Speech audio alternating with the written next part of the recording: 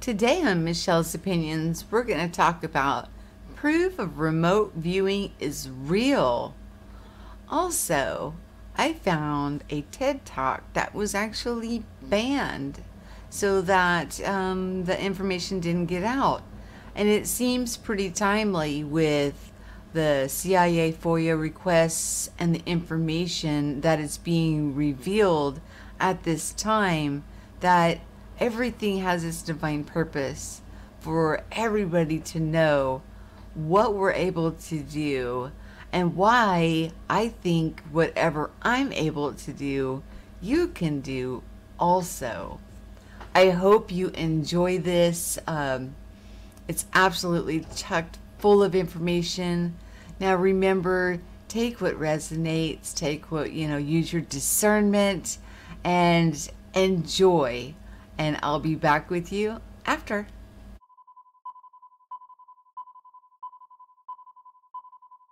Be here. My name is Russel Targ, and I'm a physicist, and it's my great pleasure to tell you about the remarkable work we did at Stanford Research Institute investigating psychic abilities. We did that for the CIA, Defense Intelligence Agency, NASA, and many, many other intelligence agencies, part of the U.S. government intelligence system.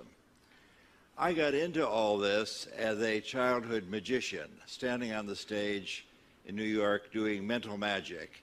And I had the experience from time to time of having a direct perception of something in the life stream of the person whose mind I was pretending to read, or whose fortune I was pretending to tell. So I was not a real psychic. I was just a kid doing magic.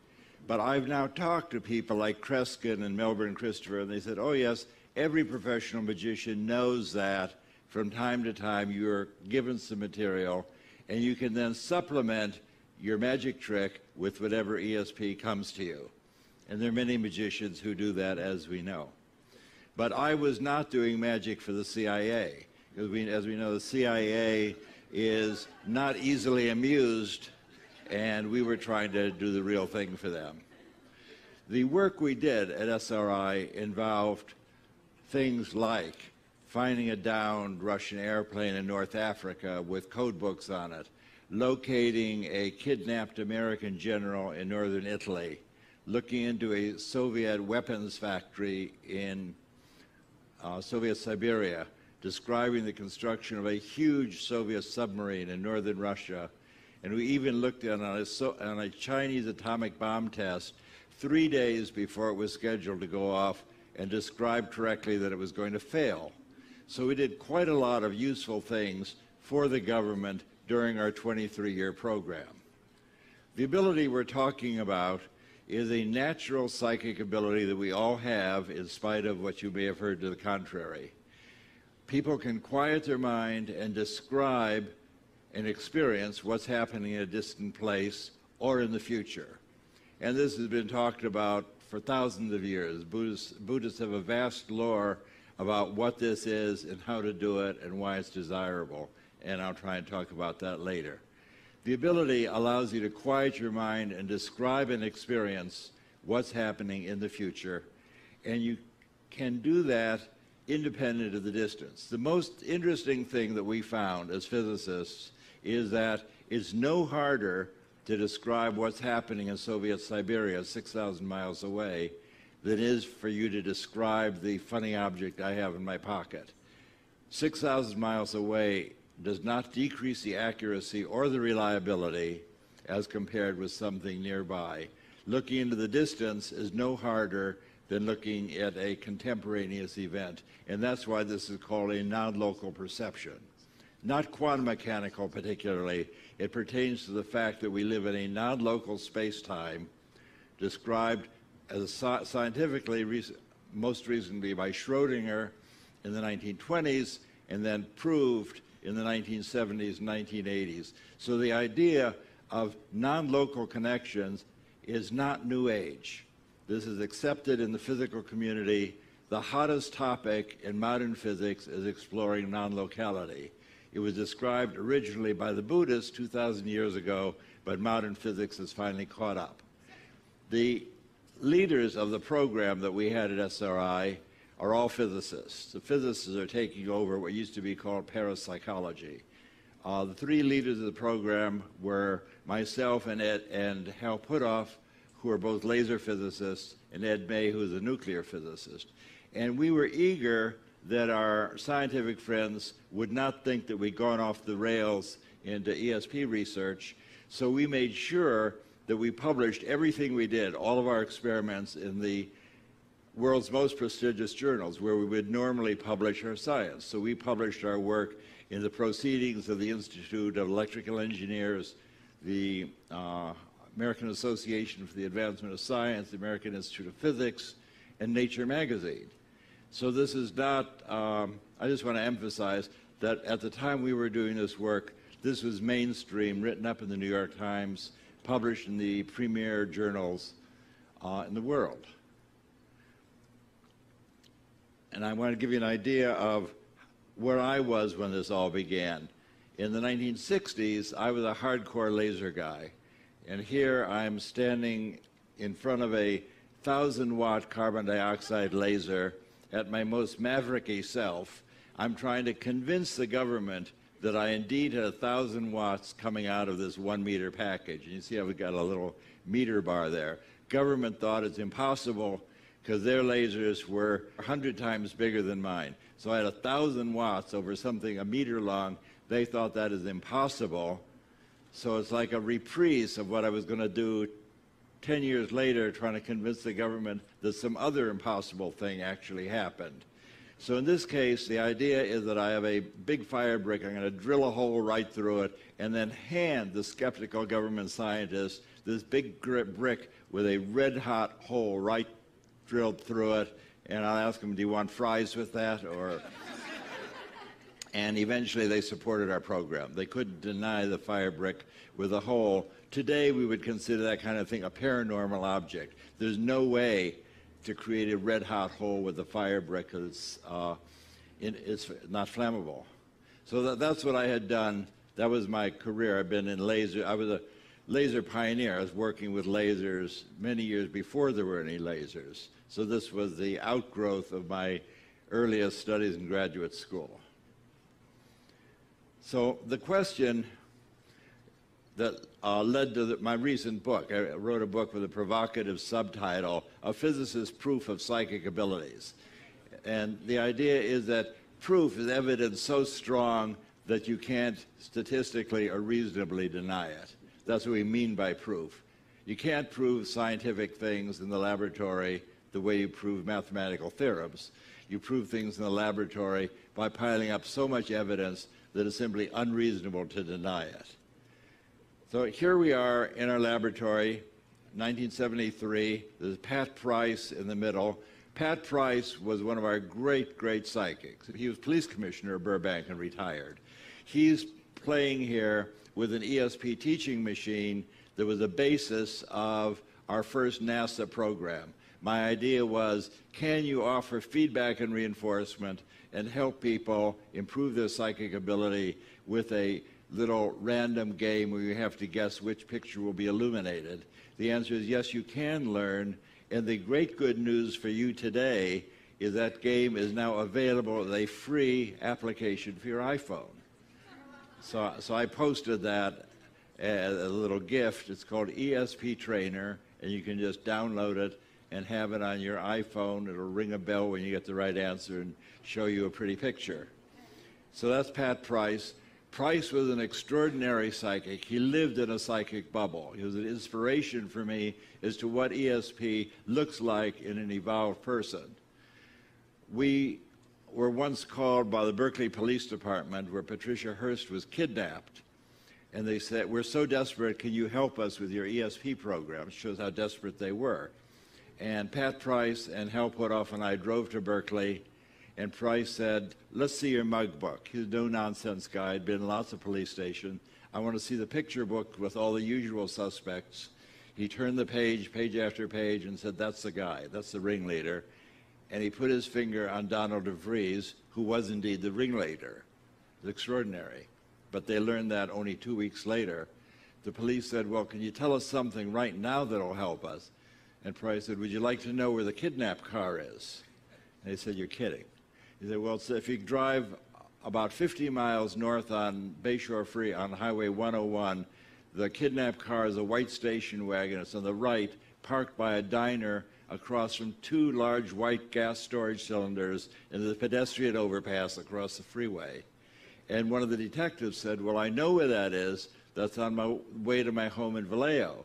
20 minutes later, they had found the car, and there were still cartridges rolling around on the floor of the car. That's as close to magic as I've ever seen in my 20 years in the laboratory. And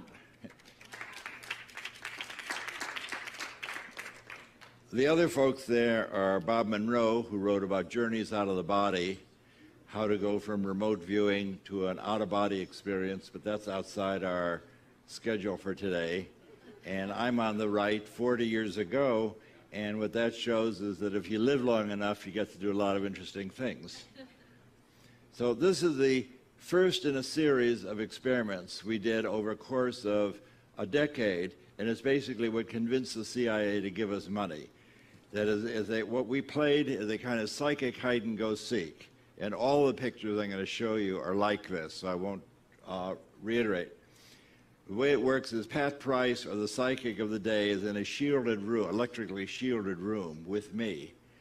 And Hal randomly is sent to an undisclosed location, random target picked by the lab director. He generally will go with the colonel from the Army or our lab director or contract monitor. In this case, they went to a swimming pool complex called Rinconada Park.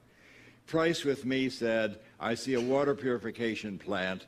I see a square pool 65 by 80 and a round pool 100 feet in diameter and 2 water storage tanks. That's what I see, and that's what he drew on the right. Actually, they had gone to the swimming pool complex, and when we got there for feedback after the experiment, we saw the swimming pool is really 110 feet in diameter, and the rectangular pool is 75 by 100. So viewed from 5 miles away, he had the dimensions architecturally correct to 90%. Now, he had added in these 2 water tanks, which are on the right side of the picture, which are not at the location. And it's not a water purification plant, it's a swimming pool. However, and that's a story I would tell up to about 10 years ago, when the city of Palo Alto sent us a picture book showing what the city used to be like 75 and 100 years ago. 75 years, the psychic ones know what the answer is going to be already. 75 years ago, this was a water purification plant, and the tallest thing in the city of Palo Alto were the 2 water tanks I show at the top, and Price drew at the left. So what he apparently did is move his awareness 5 miles south on Middlefield Road and describe the park where the guys were hiding, and then moved his awareness 75 years back to describe the biggest thing in the city. Off my schedule, I got to tell you, he also described a National Security Agency code facility in Virginia. And he described that and was able to read the file folders. And people wanted to know, why did you pick this to read?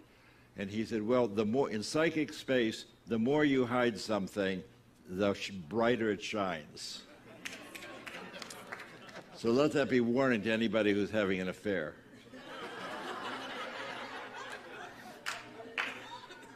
So the demonstration of ability test that we had from the CIA, John McMahon, who's head of the CIA, said to us, you guys are wasting your time looking at swimming pools and churches. We have targets that would be of national security help. Can you describe a target, and I'll send you the coordinates. So Price and I climbed back into our little shielded phone booth, and he said, well, I'm psychically laying on a building, and a giant crane is rolling back and forth over my body. There's a huge crane. It has 8 wheels, 4 on either side of the building. And in this building, they're constructing a 60-foot steel sphere, and they're welding it together. That all turned out to be entirely true. In fact, it was so true that after the steel sphere was verified, we then had a congressional investigation called by the House Intelligence Oversight Committee to see if there had been a security leak. this in the spirit of no good deed goes unpunished. But the Congress eventually said what we're doing is okay. We were supported by CIA and Defense Intelligence Agency and told to press on, and we pressed on for another 15 years. Another experiment that I'll show you because it's of particular interest to me is that Hal Puthoff then went to travel. I was the interviewer through all of these. My vision's very poor, as you've probably caught on, so I don't drive. And Hal was always the outbound person, and I was a stay-at-home psychic travel agent working with the person trying to elicit a description of the distant place. So this time, Hal was on a business and pleasure trip to Colombia, South America, and each day, Price sitting with me would describe, I see a church, I see a volcano, there's a harbor, there's a market, and on day 5 he didn't show up. So in the spirit that the show must go on, I said, well, I'll describe it. I've never done a remote viewing before, but I'd interviewed countless psychics and other visitors, so I knew the moves. So I said, well, this is Russ Targ, remote viewing with Pat Price. Price isn't here. When I close my eyes, I see something that looks like an airport on an island. There's ocean at the end of the runway. There's sand and grass on the right. There's an airport building on the left. That's what I get. And that's where he was. He was on an island airport off the coast of Colombia called San Andreas. My great coincidence of the day, as I was driving here, I was talking to the cab driver. He was from San Andreas and gave me a color photograph of the airport on the island.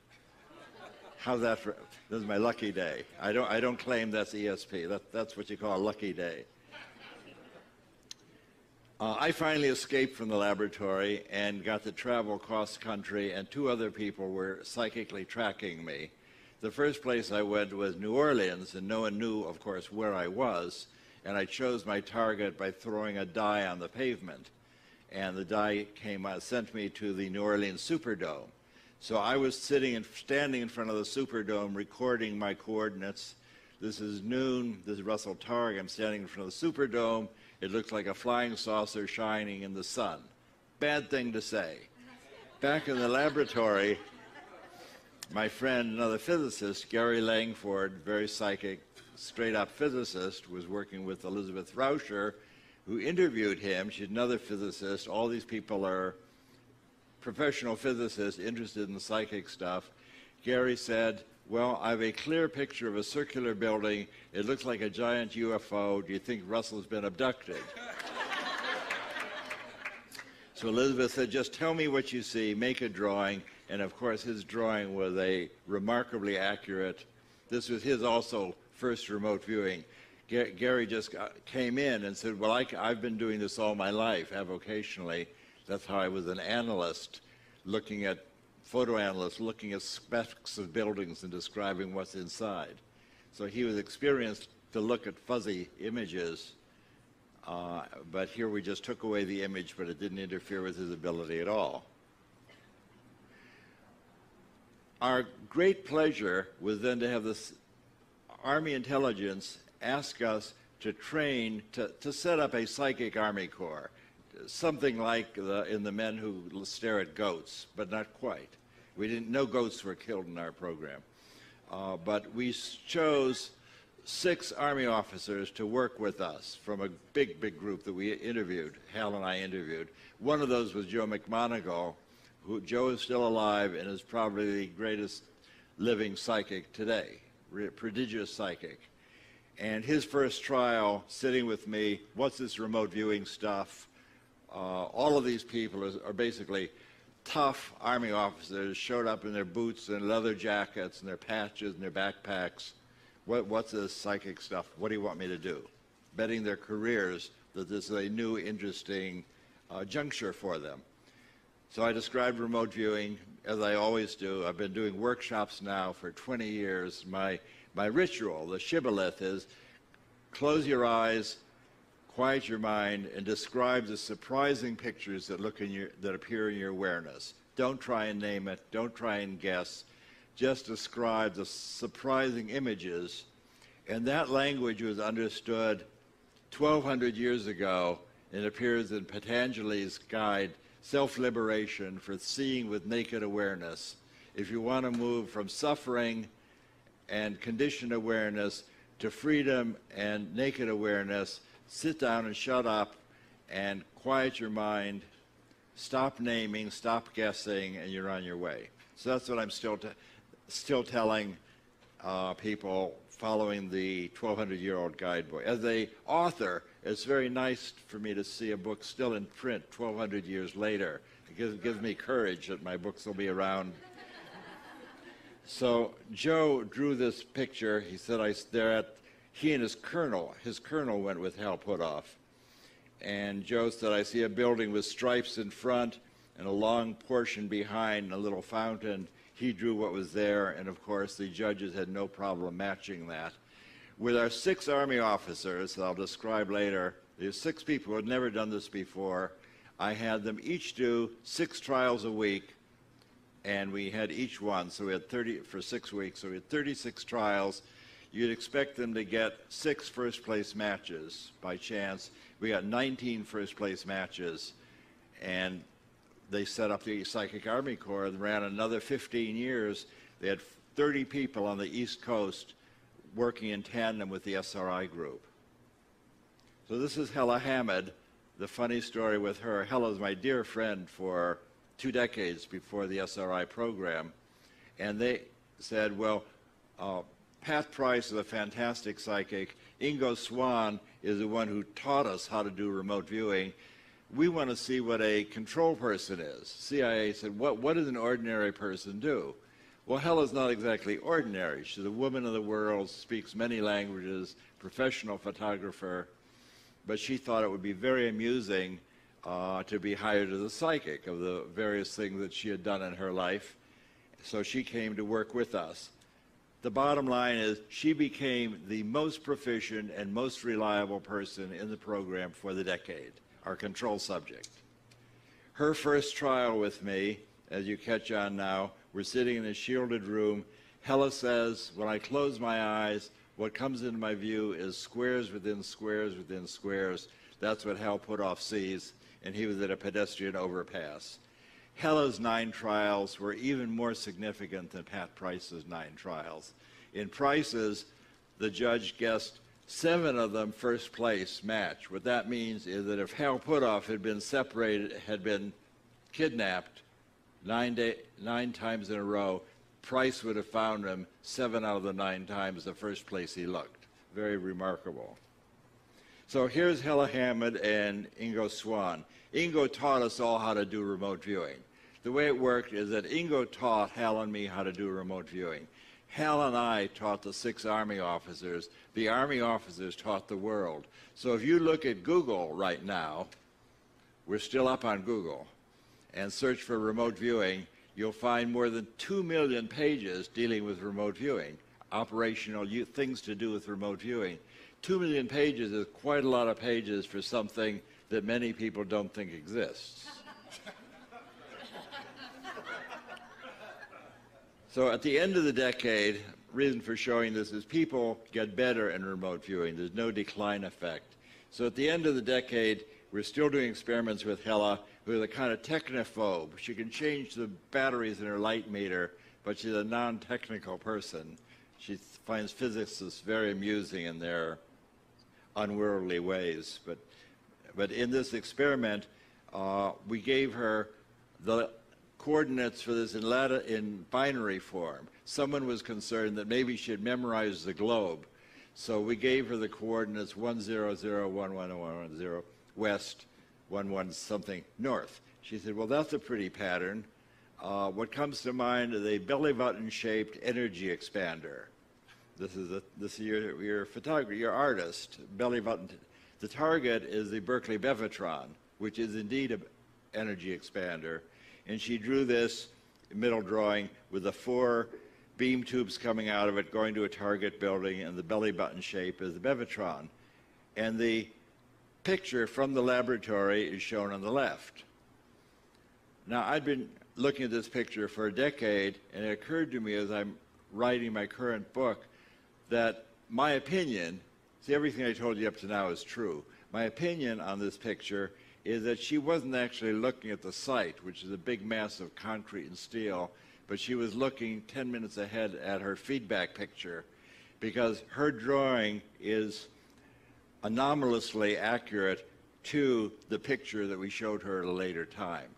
So she was really cheating here. She wasn't looking at the Berkeley Bevatron. Instead, she just looked ahead a few minutes to see what we were going to show her for feedback. And in that process, she said, "This is such a complicated thing. I can't grasp it. I want to make it out of clay." So this is her clay model of the Bevatron with the hole in it with a circular particle beam, 4 beam tubes in the Target building, 50 miles to the north. She absolutely had never seen a Bevatron before. And of course, the people interviewing her had no idea what the target was. So how do we evaluate these things? The effect size is a measure of the power of the experiment you're doing, not necessarily the statistical significance. You can inflate your statistics by doing millions and millions of trials. The effect size takes out the fact that you've done millions of trials and says, how powerful is this experiment? So the idea of proof is that when the government was doing tests, the NIH was doing tests to see if aspirin helped men avoid heart attacks. They did this experiment, and eventually the thing had such a large effect size, they stopped the experiment because they didn't want to deprive the poor controls of the benefit of the aspirin. Got it? The effect size was so high, they stopped the experiment. The effect size got all the way up to 0.06. And here's the NIH report where the effect size is 0.06 standard deviations. All of our experiments exceed that by a factor of 10. So if the NIH thinks that this is my little argument for proof, if the NIH thinks that they have proven that all of you should be taking aspirin and the experiment is so strong you got to stop it and give aspirin to the poor controls, that's what they mean by proof. Stop the experiment, it's proven. Our effect size is 10 times what they had. So in our experiments we did with Pat Price, were significant at odds of almost 1 in a million, more than that 1 in 100,000. His effect size was more than 10 times the NIH. So this by itself is an experiment more than 1 in 100,000. In Hella Hammond's experiments, it was even more significant than Pat Price's experiments, even though she was a control subject. The Army people, which is sort of my pride and joy, in that we just brought in 6 guys, taught them to do remote viewing, and they did astonishingly well. Effect size, again, 10 times the aspirin experiment. And I was working with the Army people that led me on a career of doing workshopping for the past decade, traveling around, just teaching people to do remote viewing. On Google, you will find many, many people teaching you to do remote viewing. They all can teach you to do remote viewing. Remote viewing is easy to do. I have a chapter in my book where it describes if you work with a friend, you can quickly both become psychic. Remote viewing is a natural ability. You don't have to eat porridge at the feet of your guru or pay anybody thousands of dollars. This is a natural ability like vision or hearing. Psychic abilities are not sacred. They're abilities. They allow you to experience all kinds of remarkable things. And I'll talk about that in a moment. But here are all these guys, highly psychic. At the end of our program, right after I left, I formed a little organization called Delphi Associates. We were using remote viewing to forecast silver futures, working with an experienced remote viewer. We did 9 forecasts, whether silver is going to go up a little, up a lot, down a little, down a lot.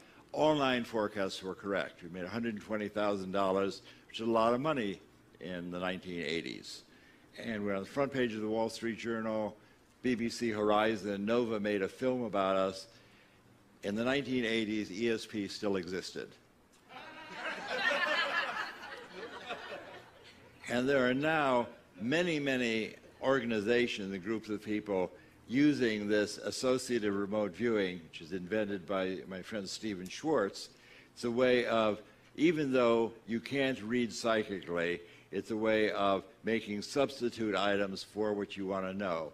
I can't explain that. You have to read my book, has a chapter on associative remote viewing, which is an easy guide to investing in the market. You do not have to give away your mind to be psychic.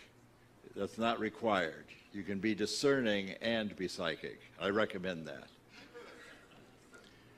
So you have to decide now. I've given you a sample of what we did during the first decade of SRI. We did experiments for the government. We did operational things, finding all sorts of, even looked in on the American hostages in Iran, and described that one was going to be evacuated because of illness. So you have to decide, is the statistical evidence from our experiments at SRI strong enough to make you think that something like ESP really exists?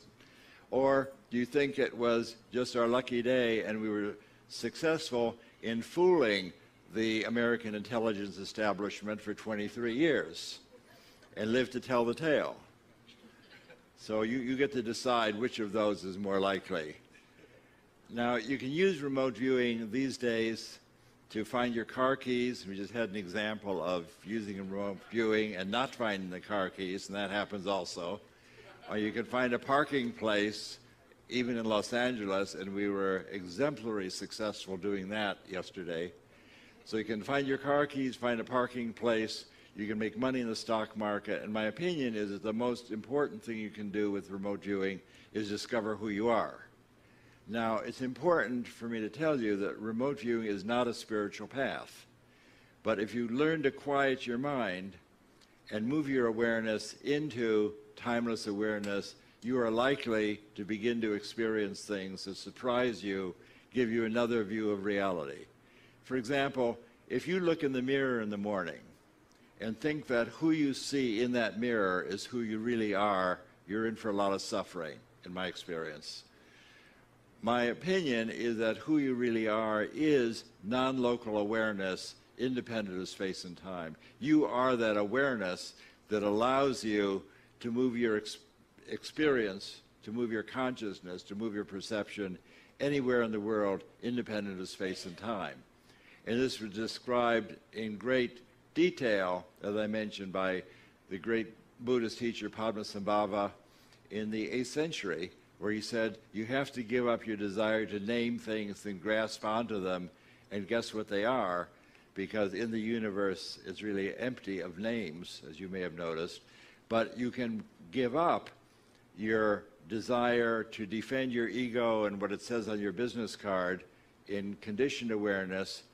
And if you think that you may not be made entirely of meat and potatoes, then you can move your awareness into naked awareness, experience the universe as it is, and find a transcendent way to experience the world. And my invitation for you is to explore this transcendent place, and then as a scientist next year you can come back and tell us what you experienced.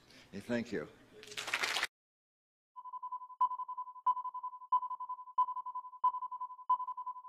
So in conclusion, I hope you guys all enjoyed that presentation given by Russel Targ.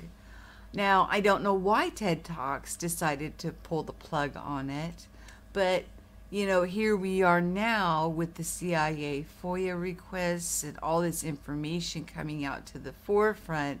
So it seemed like a good time to be releasing this kind of information. Some of the things that he said I found very interesting because I've heard it from many of us as we are talking about the experiences that we're having and the things that we're going through. And one was losing labels. So, you know, stop, you know, with the I'm a Christian, I'm a Jewish person, I'm Islamic, I'm a Republican, I'm a Democrat, I'm a this, I'm a that.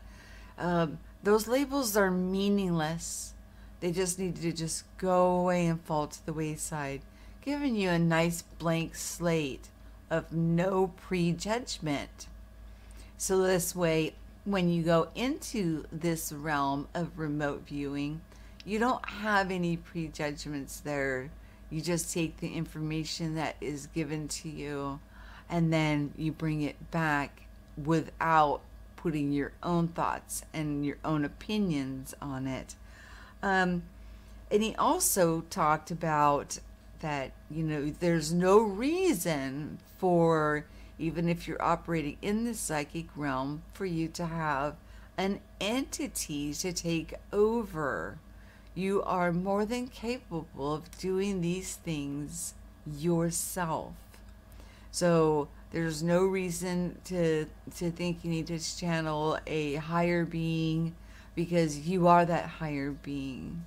If it makes you feel more comfortable feeling that you're getting the information from an outside source until you get the understanding that everything you need is within, well, I'm not going to tell people what to do, how to think, and how to behave. We're all here experiencing together and learning as we go and sharing what we know. Another thing that he said, which was really interesting to me, was that when sending out the lady on a mission, he didn't want to, he gave her some numeric coordinates because he didn't want her to see the earth. Why? Why can we not see the earth? Think about that one for a moment, you guys. And he also stated that the things that are hidden for a remote viewer will show up more brightly. So the more you're trying to hide, the more brightly that is going to shine. So it's time to take the masks off and just be ourselves. Because if you're trying to hide something about yourself, most people can see right through it and see the true, authentic you. Although they still may attempt, to be kind, because we all want to be kind to one another. But, if the mask is on so firm and so tight that it's more ego and a pride thing and a superiority thing, it's going to push people away instead of pull people to you. In this great confusion, a lot of people will cleave because they're still seeking outside of themselves. But as soon as people realize that everything they need is within them, it may be a little lonely for you. So just something to think about, that the hidden things are more bright and easier for a remote viewer to see. Do you ever get the feeling that you're not alone? Well, there's a possibility that somebody could be remote viewing you. Well, if you look at it from the concept of, if something was to happen, I'll use myself as an example. If something happened to me, I was taken, something was going on, I would want a remote viewer to be able to find my location.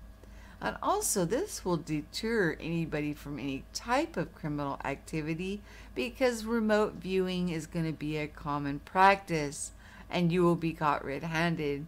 You're not going to be able to take anyone anywhere as our vision gets clearer and clearer, and anything you're trying to hide will stand out brighter and brighter, having remote viewers zoom in on the target rather quickly.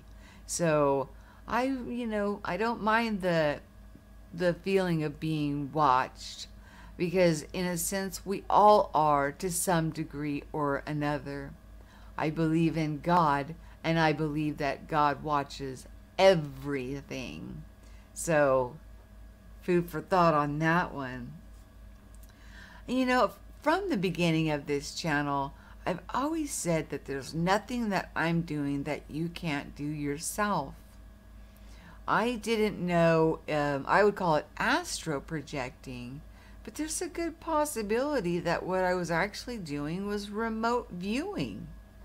I just had a very interesting dream, and I will share that later once I get a better concept. but it had gematria in it. I actually had emotions in it, so I don't know if I was, sometimes you can go, and when you're remote viewing, you can go inside of and see and feel the emotions through another person. And then you can raise up and you can watch and be an observer. There's several different angles of remote viewing that can be done. But in this one, I felt loss. So, and it was emotional. It was heartbreaking. Like a separation period was going to be going on. So I'm going to work a little bit more on that to find out what actually was the intention there. I plan on confiding in somebody that I have confidence in, because it's just sometimes easier to bounce things off of people, not people that want to tell you what you dreamed or what your message is, because only you're going to be able to discern that, but people that will listen and bounce ideas out there that you possibly didn't think of that it could possibly mean. And you'll know because it'll resonate right through your body when it's like a zing, and you're like, wow, okay, we're spot on there. Another thing that caught my attention was when they were sending this lady out on a covert mission. They gave her just ones and zeros, and they knew she would get to the location. But what they did not want her to see was the earth. Why do they not want her to see the earth? Now, I don't think that there's, well, let me rephrase that. I think there's going to be a time where they're not going to be able to stop that from happening. We're going to be able to get out far enough and look and see the earth for what it is in remote viewing. As remote viewing is becoming more mainstream and the cat is out of the bag with all of the CIA documents and the FOIA requests and people coming forward and talking about the projects that they worked with in the government, well, it's making it more legitimate. And many, many, many of us have already known we've had a sixth sense. These senses are coming back online. Tony Taylor talks about the crystalline DNA and talks about us going back to what we were originally. I recommend you check her out for more information if you're seeing body changes and anomalies going on within you.